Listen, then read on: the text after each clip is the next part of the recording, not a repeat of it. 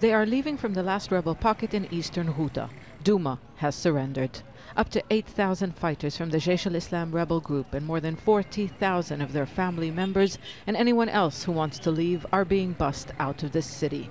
The Russian military has given them safe passage to rebel-held areas in northern Syria as part of a deal that also involved Jaish al-Islam releasing all of its prisoners, many of them held for years, and among them women and children. They arrived at a government-controlled crossing late on Sunday.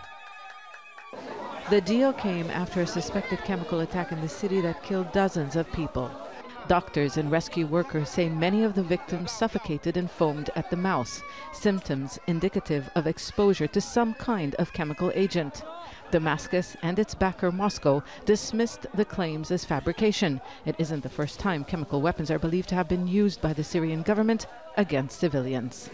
Hours after the attack, Jaish al-Islam agreed to return to the negotiating table. It wasn't clear why the initial deal collapsed on Friday, but when it did, the pro-government alliance launched an all-out military offensive to pile pressure on the rebel group. The evacuation deal reached, or what amounts to a surrender, is similar to the agreement with two other rebel factions in eastern Ghouta who gave up after a fierce bombing campaign.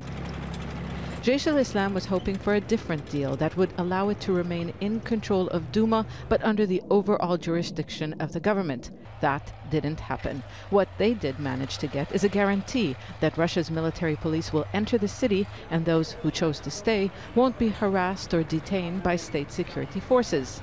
Much of Douma is now rubble. The largest urban center in the eastern suburbs of Damascus has been a target since opposition fighters captured the area in 2013. It was the main hub of anti-government protests close to the capital, and from there, rebels were able to threaten the government's seat of power by frequently launching rockets into neighborhoods.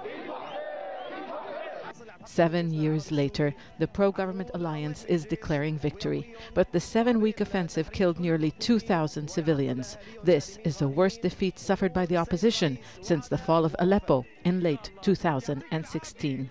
Zeina, Khodr, Al Jazeera, Beirut.